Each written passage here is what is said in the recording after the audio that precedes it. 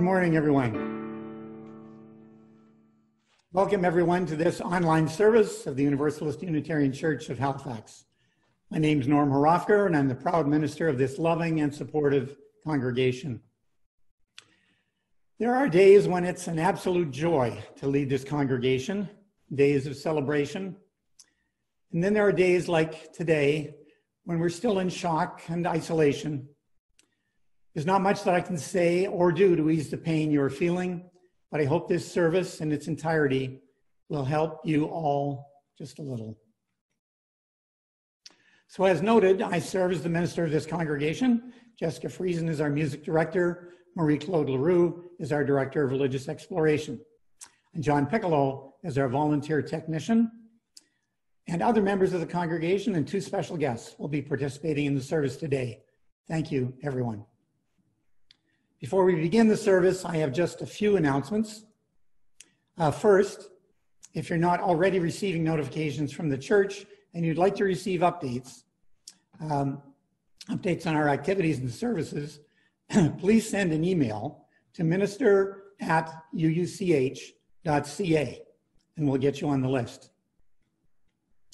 The other announcements are covered in the order of service, which went out electronically, and I encourage you to read them in detail. Please read the notice about dismantling racism. There's a deadline to complete a questionnaire by April the 30th, and we hope many members of our congregation will do that. As a way of keeping in touch, we're getting together every Thursday evening at 7 o'clock for an informal online gathering, and there's notice about that in your order of service as well.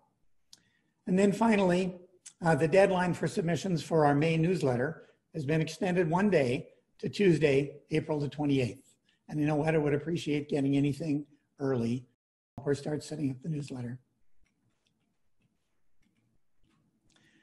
So now it's my pleasure to introduce a wonderful colleague who is with us this morning all the way from Montreal, Reverend Diane Rollert. In 2006, Reverend Diane Rollert became the 11th settled and the first female minister of the Unitarian Church of Montreal since its founding in 1842. I won't say anything about that date. She completed her studies in parish ministry and Masters of Divinity at the Harvard Divinity School. And she's been a key leader in the fight for religious freedom in Quebec. She's a wonderful, supportive colleague who many of you will remember came to Halifax for my installation in 2012. So I thank you, Diane, for joining us this morning. I want you to note the stole that I'm wearing this morning is a gift that you gave to me, a uniquely Canadian stole, and I treasure it, and thank you. So Diane, over to you. Thank you so much for this honor this morning, Norm, to be able to join you and your congregation for this time. I think it's fortunate that we have we're in different time zones that we can do this, because our service will be in about an hour from now. I want to share with you all just heartfelt empathy, compassion, sympathy from the Unitarian Church of Montreal, from our membership. We have watched the pain and the sorrow that all of Nova Scotia has been experiencing in this past week.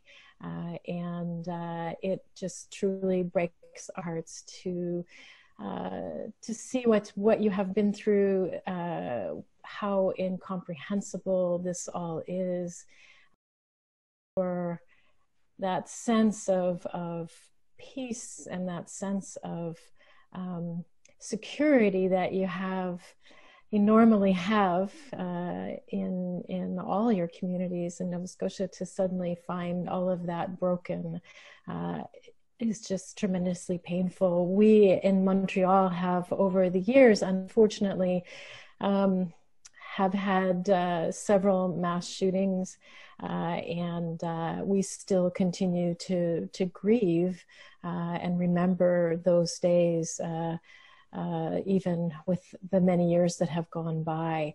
And I know that you in Nova Scotia will be going through the same kind of experience over the years of remembering this time, particularly difficult because we are suffering through this time of COVID-19 and losing people that we love, or knowing of people who have people who they love, who they've lost, and not being able to be in the hospitals, not being able to be in the residences with our loved ones at the end of their lives is very painful. Not being able to gather together to grieve is just so torturous right now. And so my heart goes out to all of you. I think we're all sharing in this pain right now, and this sense of loss. There's much that we're all mourning together. The life as it was, our lives as they were, have changed so much, and all of that's unknown it's hard to know. And I am so grateful for this incredible technology that we can actually see each other and connect, and sometimes in ways that have been extremely deep. So there are some bright spots in this rather difficult time. And I brought with me this morning a video that I'll be sharing with the congregation in Montreal this morning, later on. And I thought I would share it with all of you. Our theme actually this month has been Journey, and today is the day that we traditionally celebrate Earth Day. And so this video is just a prayer for this day on Earth. Earth, you are mud. You are moss growing on forgotten stones. You are pale, translucent paper peeling from the soft bark of a birch tree. You are birds singing in the branches. You are fire deep below our footsteps that dances across your face, loved and neglected, meek and powerful, creator and created. You are the journey. You are all living things. You are the virus in the whole of our being. You are water rushing from snow melting in mountains. You are pines shifting in the wind. And who are we? We are people who have been gifted with your beauty. We are people who love and find joy in small things. And we are people who ache and mourn for our loved ones, dying in rooms far from our healing touch. We are people who cry for the 22 souls shot down in a violent rampage, in the quiet innocence of small town Nova Scotia, in the broken heart and shock of a nation. We are people painfully seeking empathy for those who knew and once loved a lone gunman, for those who are asking the same questions we ask, the questions that will never be answered. We are people living with acceptance and struggling with frustration after weeks of lockdown. We are people who worry about the future. After all this passes, after we've forgotten the silence of this time, there's work that needs to be done, work that calls us out of ourselves and into our shared humanity, to a place where the past will no longer be an adequate excuse for why we haven't tried to save the future. We're still learning how to listen to the song that lives in the silence, when the planes have been canceled and the traffic has thinned. We're only beginning to learn the meaning of sacrifice. Earth, you are as thick as mud, as clear as water, all-consuming as fire, all embracing as air. You are the source of everything, of us, of our future. May we find our way home to the humble understanding that without you, without deepest care and respect, we will lose you, and you will lose us. There's still time for us to hear your song, if only we will listen. Amen.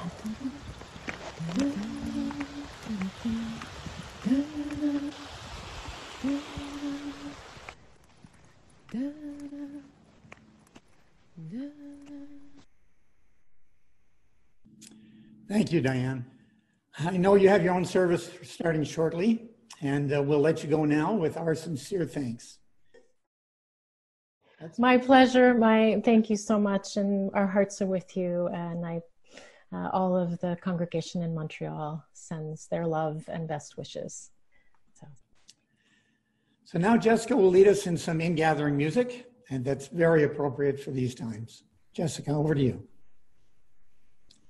Hello, everybody. So this piece by Wendy Luella Perkins, who showed it to me, is just such a beautiful piece. And I know we've been doing it all throughout March, but I think this piece could be done throughout all year. It applies. So Rory Skelly wrote this piece, and so please join in with me when you feel comfortable. Everything is changing, always rearranging. Everything is changing, nothing stays the same. Repeat after me. Everything is changing, everything is changing, always rearranging, always rearranging. Everything is changing, nothing stays the same. Everything is changing, nothing stays the same. Let me hear you. Everything is changing, always rearranging. Everything is changing, nothing stays the same. Everything is changing, always rearranging. Everything is changing, nothing stays the same. Ready? Everything is changing, always rearranging. Everything is changing, nothing stays the same. Everything is changing, always rearranging. Everything is changing, nothing stays the same. Thank you, everyone. Back to you, Norm. Thank you, Jessica. In each service, we pause to acknowledge that we're on unceded Mi'kmaq territory. This congregation has undertaken a reflection program on the history of our relationship with the Indigenous peoples of Mi'kmaq, and there is currently a movie screening and a discussion group underway. We need to find new ways to build our relationship with the Indigenous peoples of this land based on the original treaties of friendship. And if you'd like to be a part of that, please contact me. This is the part of the service now where we would normally take the offertory. We'd be passing plates here in the sanctuary as part of our ritual of generosity. The offertory is a ritual in our service, celebrating the role of generosity in leading a good life. It'll be a challenge to maintain the operations of this church during the time of COVID-19. We depend primarily on the pledges of members and friends for the funding that we need. And thank you all for continuing your support as you are able. But today, we're called to respond to the horrific damage done to families and communities by the events of last weekend. And so today, we're suggesting that we honor our traditions of generosity to the extent that we are individually able by supporting one of the many agencies established to support those families and communities. The government of Nova Scotia and the Canadian Red Cross have partnered to establish a fund for this purpose called Stronger Together Nova Scotia Fund. And you can make a contribution there online. I hope you'll consider that. And now, back to Jessica for our prelude. So I've decided to play Fantasy in D minor. It's a classical piece, and in classical music, there's different sections. I encourage you to listen to each section and feel the emotion you feel. Just if it's angst, if it's grief, if it's compassion, happiness, feel that feeling.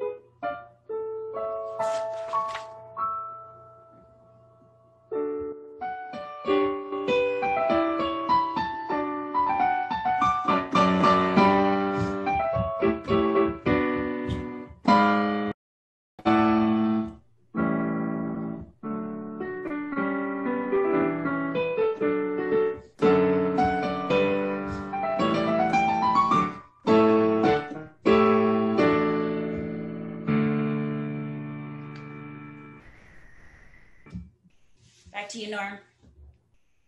Thank you, Jessica. And now we enter into the sacred space of our service with the lighting of our chalice. Over now to Orion Bentz, who will light the chalice for us. Nice and loud. Love is the aspiration, the spirit that moves and inspires the faith we share. Rightly understood, love can nurture our spirits and transform the world. May the flame of this chalice embody the power and the blessing of the love we need, the love we share, and the love that challenges us to give meaning to life, especially now in these difficult times.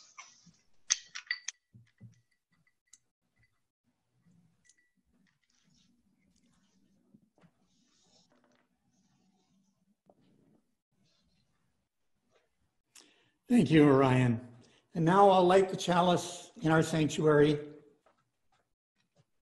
Keep the light burning until the time that we're gathered here again.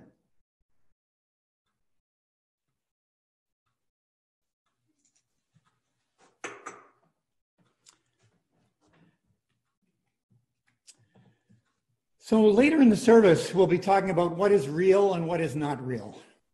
And Marie-Claude has some thoughts on that for our time with the children of all ages. So Marie-Claude, what do you have for us? Good morning, everyone.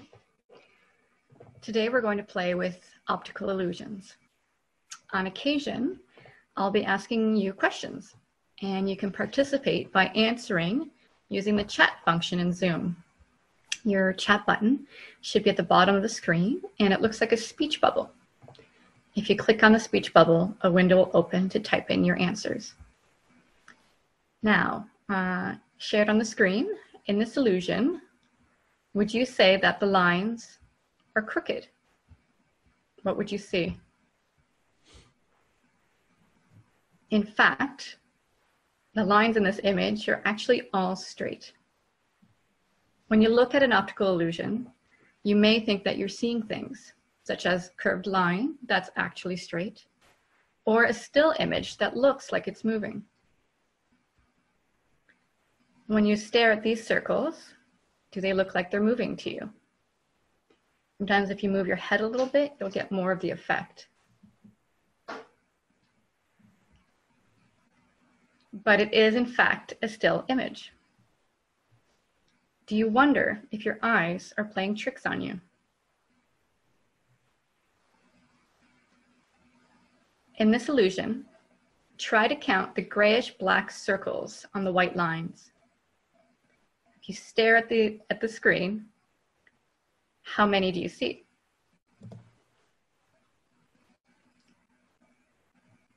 When I look at it, I find the black circles are moving across the screen. Can anybody count them? Would you believe it if I told you that there are 0 black dots in this image? It's not your eyes. An illusion is proof that you don't always see what you think you do, because of the way your brain and your entire visual system perceive and interpret an image. Now, using chat, tell me what you see in this picture.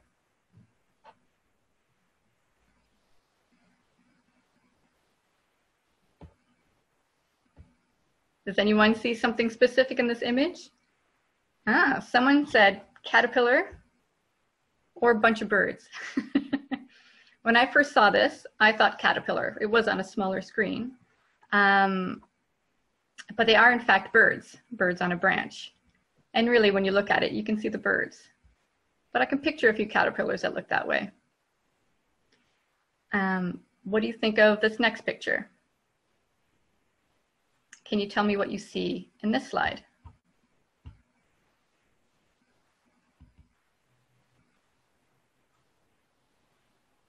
Someone sees a duck's head.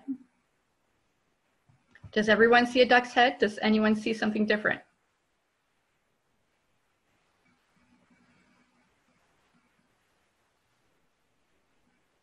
It's about perception and interpretation.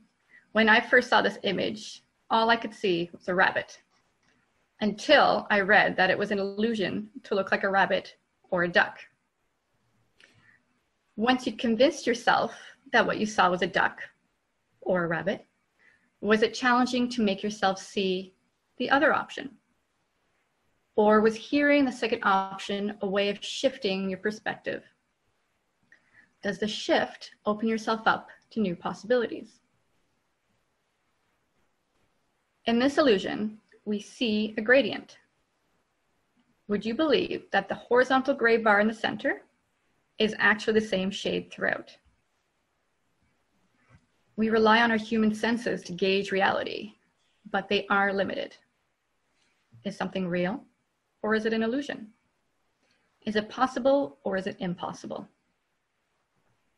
Could it have happened, or was it made up? And how much of it is our interpretation? Playing with illusions can open up many questions about reality, and that's just something for us to ponder about. Back to you, Norm. Thank you again, Marie-Claude. So what is real? Can you believe your eyes? I'll have more to say about that later.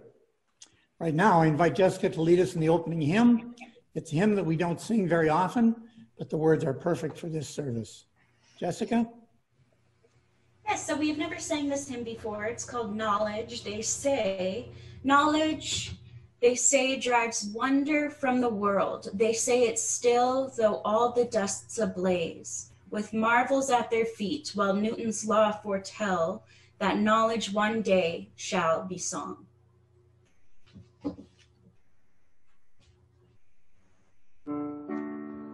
Knowledge, they say, drives wonder from the world.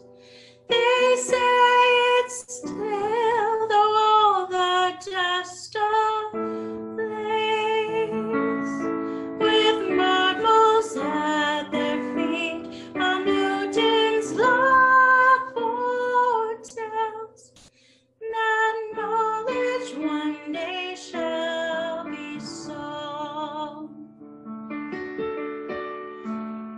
We seem like children wandering by the shore, gathering pebbles colored by the wave, while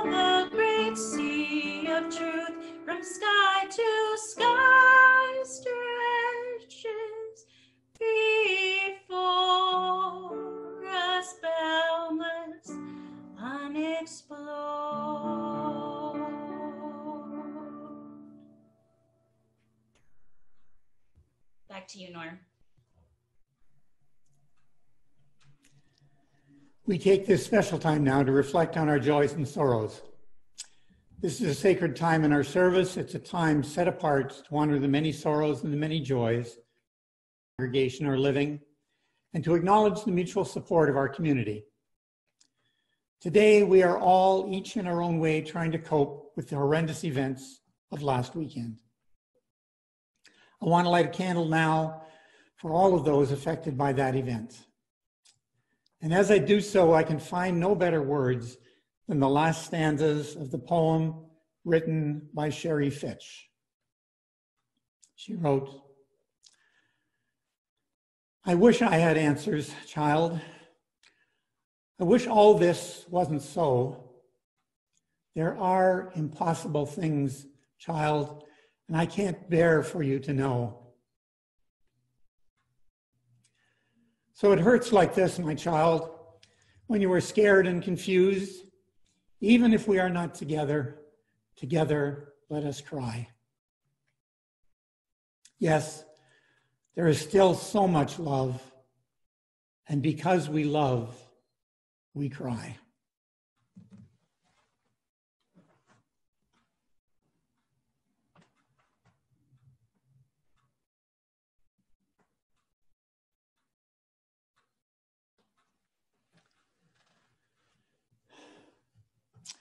Earlier this week, I invited anyone with a joy or a sorrow to share at this time, to relay their thoughts to me by email. And that's the way we'll be handling this going forward. I received these notes from Michael Smith, who is a close friend of Bonnie Rood, who is the grandmother of Kristen Beaton. And Kristen Beaton died during last week's tragedy. I'd like to light a candle for Bonnie Rood.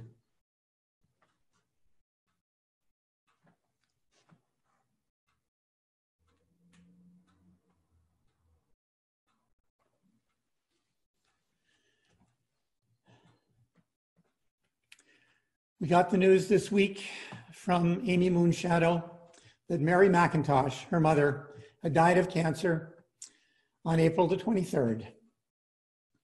And after having dealing with cancer and the treatments for cancer, she had suffered a hip fracture. She died at the age of 83.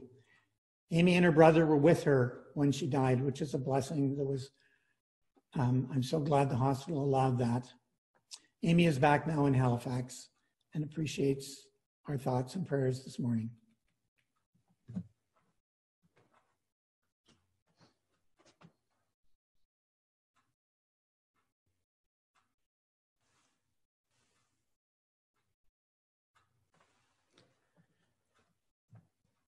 And again, a candle for John Patterson, Marie Davis, George Marenfeld, and Arisha Cox. They're all members of our congregation living at the Northwood Care Facility. They're all doing okay, despite the serious outbreak of COVID-19 there. That outbreak is now hopefully coming under control.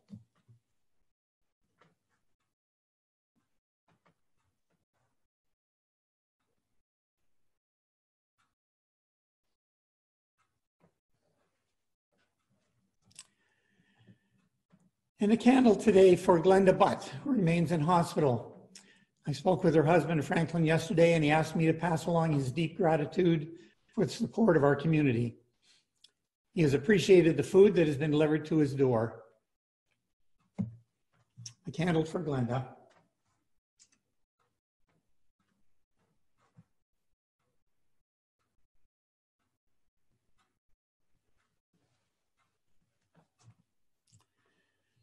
And on a happier note, I'd like to acknowledge the birthday of our retired minister, the Reverend Dr. John Barris Johnson, who turns 72 this week.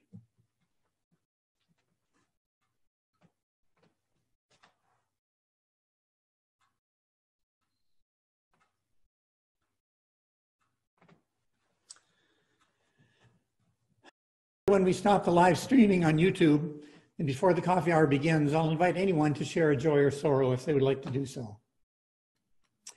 Now, Jessica will lead us in the reflective hymn. Although there is a lot of sadness going on in our church as well as the world, this song is a more positive pick-me-up of when things will get better. And Saskatchewan is starting to new stores or open the stores again, and so is New Brunswick. So things are getting better, just the little things. So wait and see what a world there can be if we share, if we care, you and me. Please sing along with me. Soon the day will arrive when we will be together and no longer we will weep, and the children will smile without wondering whether on that day thunderclouds will appear. Everyone, wait and see what a world there can be if we share, if we care, you and me.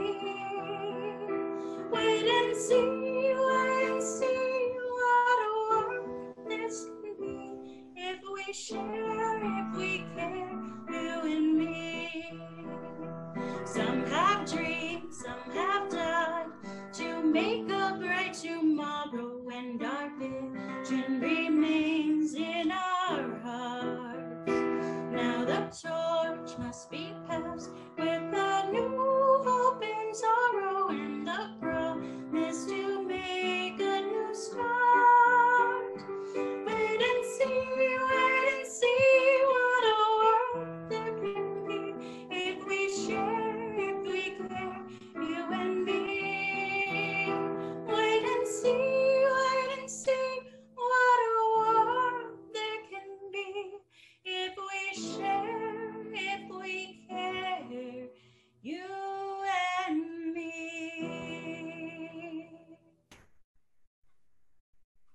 Back to you, Norm. Thank you. May the joys and the sorrows, both those acknowledged here this morning and those held in the silent sanctuaries of our hearts, weave us together in the interdependent fabric that is our beloved community. This is a time like no other. This morning, Eleanor Reynolds brings us a poem.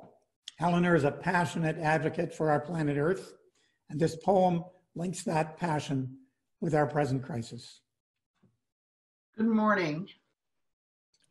This poem is called So True, and it's among many that I've received this week on Facebook, which is surprising. They're all in the same vein. We fell asleep in one world and woke up in another. Suddenly, Disney is out of magic. Paris is no longer romantic. New York doesn't stand up anymore. The Chinese wall is no longer a fortress, and Mecca is empty. Hugs and kisses suddenly become weapons, and not visiting parents and friends become an act of love. Suddenly you realize that power, beauty, and money are worthless and can't get you the oxygen you're fighting for. The world continues its life, and it is beautiful. It only puts humans in cages.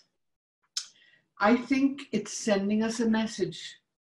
You are not necessary. The air, earth, and water, and sky without you are fine. When you come back, remember, you are my guests, not my masters. And blessings to us all. Thanks, Norm. Thank you, Eleanor. So our theme for the month of April is and has been liberation. And I saved this homily for the last service in that month of liberation. When I chose this rather maybe esoteric topic, liberation from space and time and matter and energy, I was thinking about the potential to transcend, at least in our thoughts, the harsh realities of life and death. I had no idea that I would be delivering this message 1 week after the most brutal events that would go beyond what I could have imagined. The question behind the homily is there anything beyond, anything that transcends the physical universe? This is surely one of the oldest questions of philosophy and science and religion. Another way to ask that question is to ask, what is real? Remember the slides that Marie-Claude presented? For those who saw a duck or a rabbit, first, was the duck real or was the rabbit real? It turns out this isn't a trivial question. The evolutionary process has tuned our minds to see what is useful for our survival, not what is real. As a result, we're able to discern patterns, and seeing a pattern can help us to avoid danger. A leopard hiding in the forest is well camouflaged, and it takes a great deal of mental processing to pick the animal out from the surrounding foliage. But that same mental processing leads us to see patterns sometimes where no pattern exists. This explains the overwhelming attraction of conspiracy theories. The emergence of COVID-19 at the same time as we started implementing 5G wireless networks.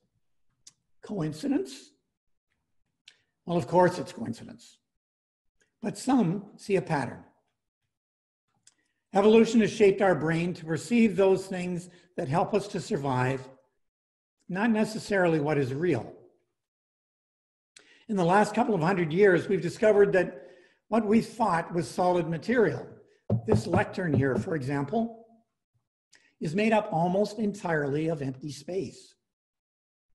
What is real? But that knowledge doesn't help us to survive in the day-to-day world. We don't benefit from seeing the world as it is. We benefit from seeing and smelling and hearing, etc., things that we can use for our survival. And different creatures see and perceive the world differently than we do, and will never be able to understand or to experience the way they perceive the world. The simple act of taking your dog for a walk and watching the dog when they stop to smell something, the messages they're getting, what they're perceiving, is not just an odor.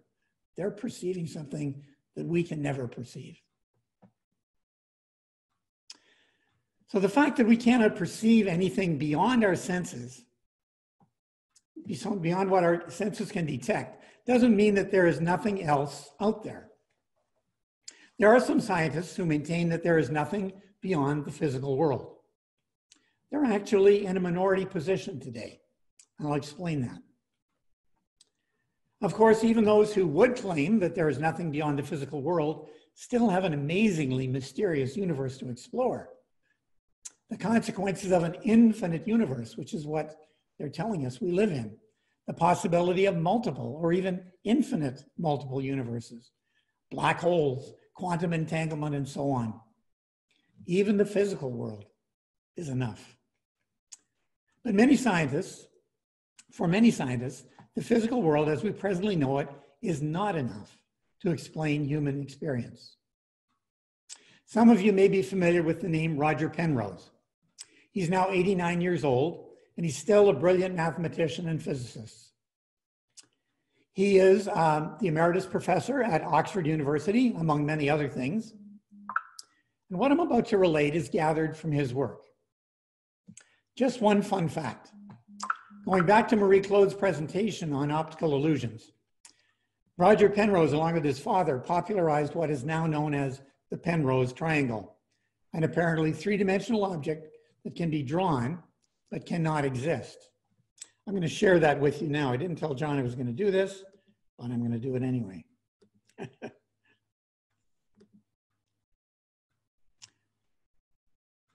So that's the Penrose triangle. Three-dimensional object can be drawn but cannot exist in reality. Not exactly an optical illusion,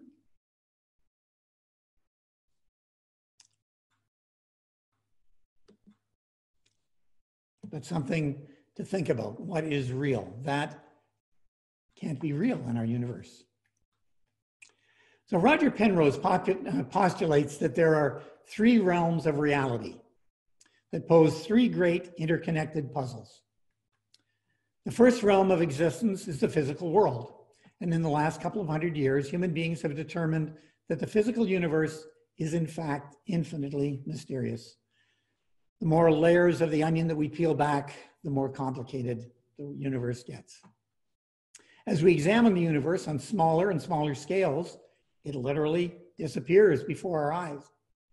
The electron that we considered a tiny, tiny particle becomes a wave of zero mass in an electromagnetic field. Particles exist everywhere and nowhere until we look for them.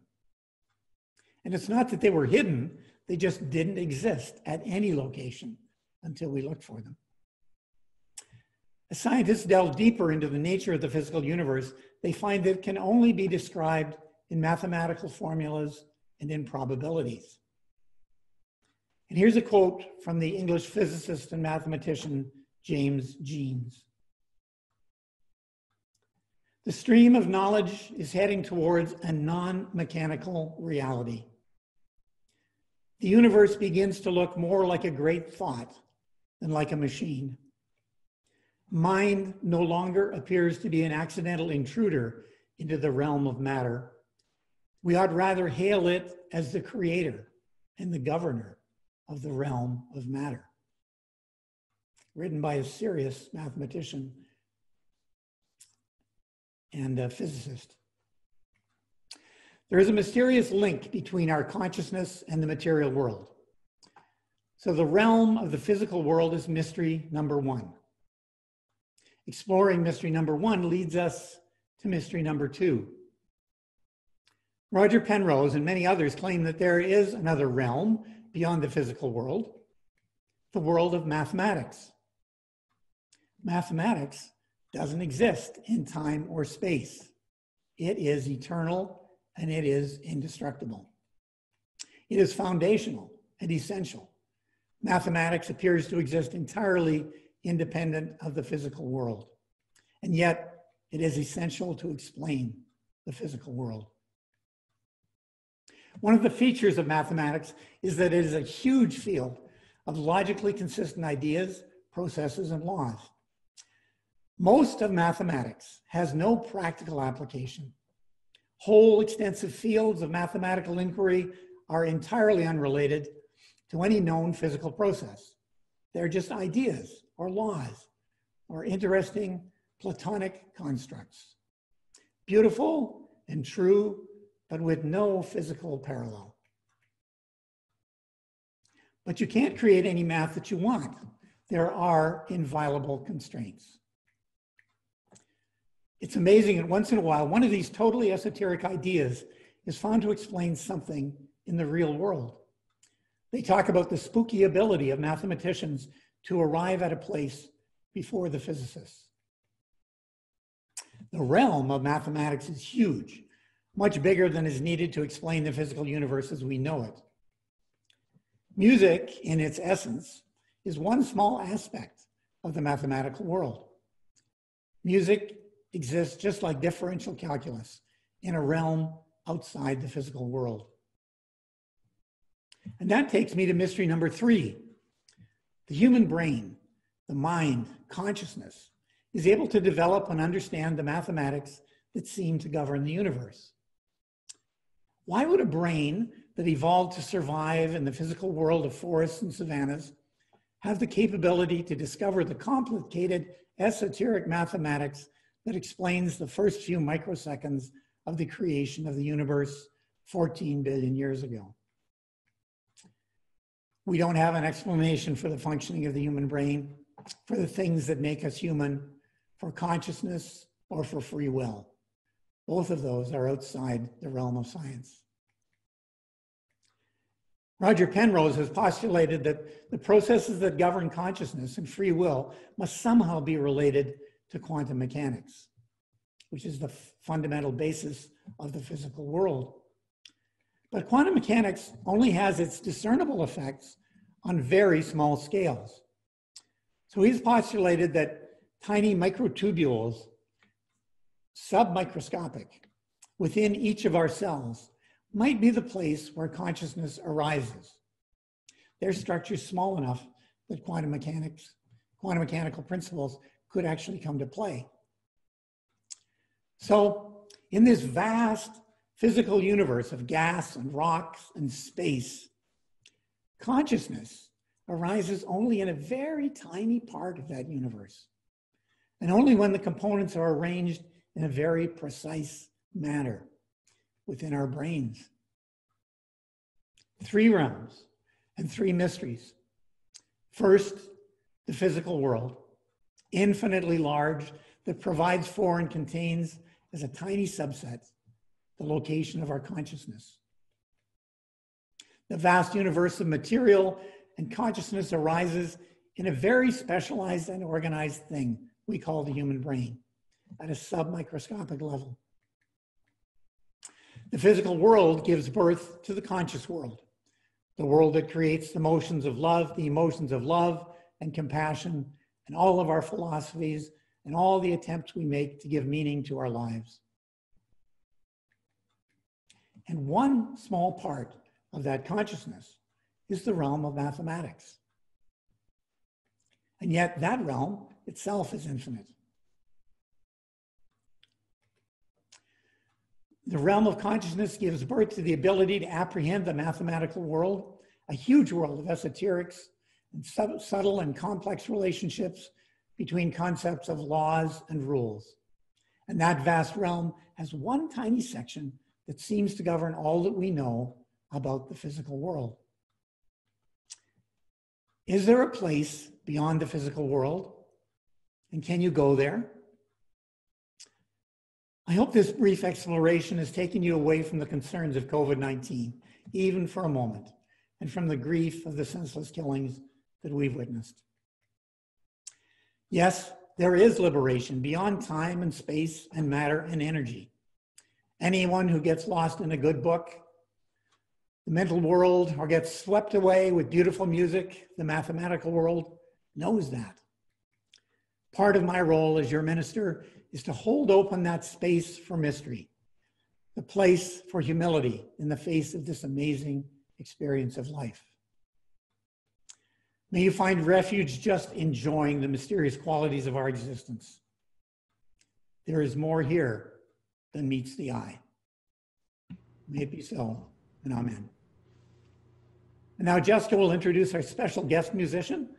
The original song you're about to hear is the perfect reflection on my homily. George Woodhouse reduces the reality to 2 things, physics and love. Hello, everyone. We are very, very excited to have George Woodhouse with us. He was the first musical guest we had for Soulful Sundown. So those of you who didn't make it out, well, you get to see him now. And I would just like to say he also started the band George Woodhouse and the Public Service. So over to you, George, and I'll let you introduce your song.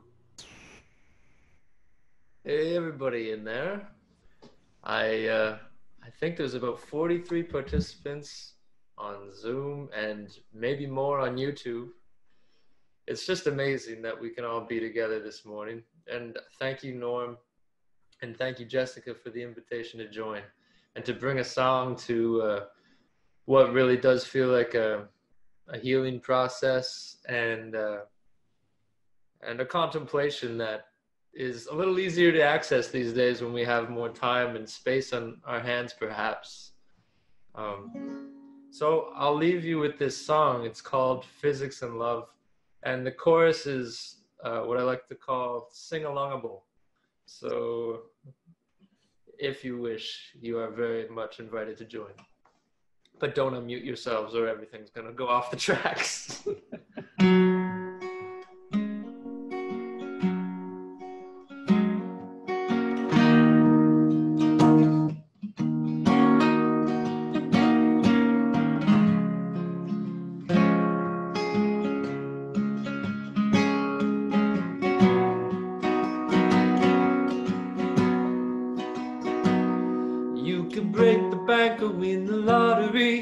collect the finest worldly pottery. You can win the game, be the underdog, or lose your way in a thick of fog. You can buy a home, a little fixer-upper, get a cutting board and cook yourself some supper. Spend all of your days searching for the thing that eventually shows up at your door. You can meet your match or meet your maker, have a lot to offer and not bound to take her. Have a bestie who is not a human. You plant the seed and never see it blooming. You could be a joyful and graceful dancer. You find your call and then they find the cancer. Spend all of your days holding on to a love that's changing shapes but never gone. There are only two permanent things in this world, only two permanent things in this world: physics and love, physics and love. There are only two permanent things in this world, only two permanent things in this world: physics and love, physics and love.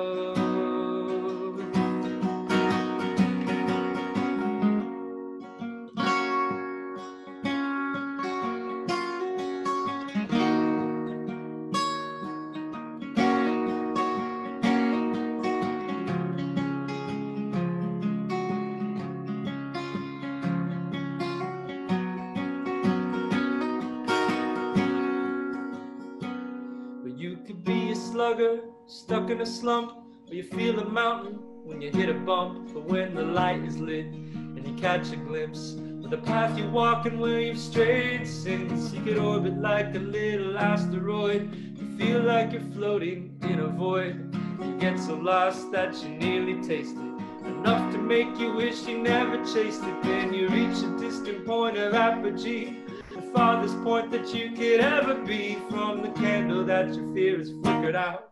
You're drained of everything except your doubt. Just remember, if you're feeling scared, that E is equal to MC squared, and the speed of light is working as it should, and that's good. There are only two permanent things in this world, only two permanent things in this world: physics and love, physics and love. I can't hear you, but I can feel you if you're singing. There are only two permanent things in this world, only two permanent things in this world: physics and love, physics and love. One last time. There are only two permanent things in this world, only two permanent things in this world: physics and love, physics and love. Thank you so much for being here today and listening and singing. On behalf of everyone, George, thank you. That was beautiful and perfect. Thanks so much. Our closing words this morning were written by Kat Liu. We're in the midst of a great deal of turmoil: ecological, social, economic, political, health. Many of us have our private crises under control. But the quality of our lives right now depends on how we react. It is okay to smile at beauty even when you're grieving, if you want to. It's okay to do things that bring you joy even in the midst of turmoil. In fact, that's probably the only way we're going to get through this. Have faith that while the world needs you to act, it also needs you to care for yourself and enjoy the gift of your one precious life. And now over to Sarah and Alice. We extinguish our chalice. Thanks, Norm. We're not so sure what we want to do this reading, but we're gonna see what we can get done here. All right. Spirit of life, mystery of death. We trust that beyond the presence, There is a presence. That beyond the pain, there can be healing. that beyond the brokenness, There can be new kinds of wholeness.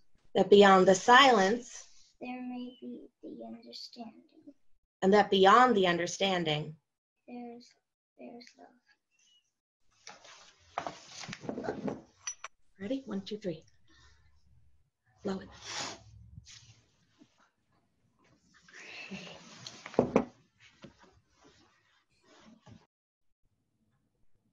Thank you so much. What a beautiful family. I extinguish the chalice here in the sanctuary now until we gather here again next week.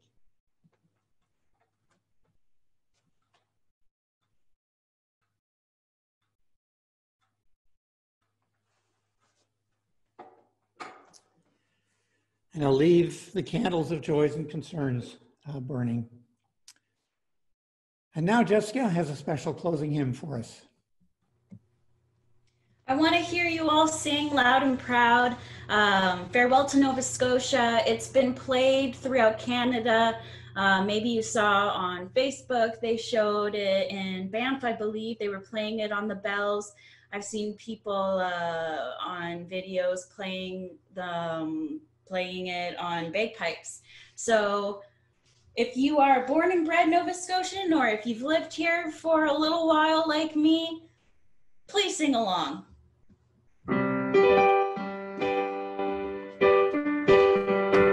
Farewell to Nova Scotia, you sea-bound coast. Let your mountains dark and dreary be. For when I am far away on the briny ocean tops, will you ever have a sigh or a wish for me?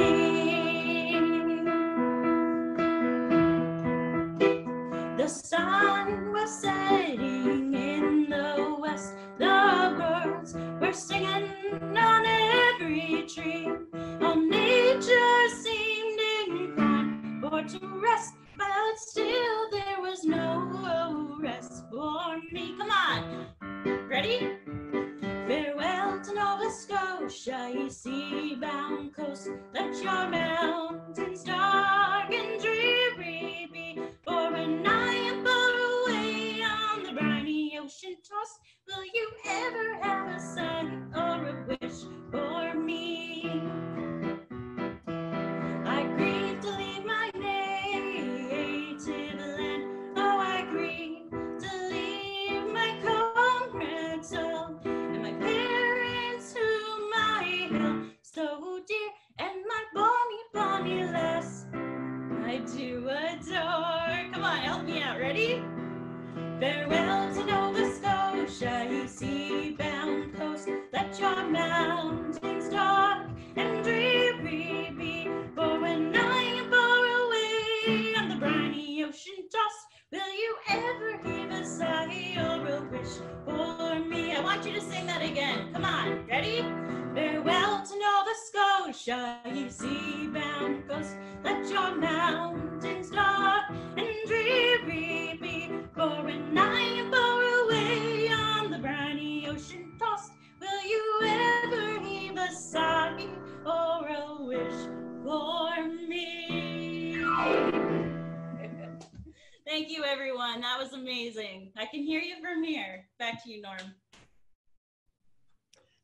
Thank you all for joining us for this service today. In a few minutes, we'll begin our virtual coffee hour. Thank you again.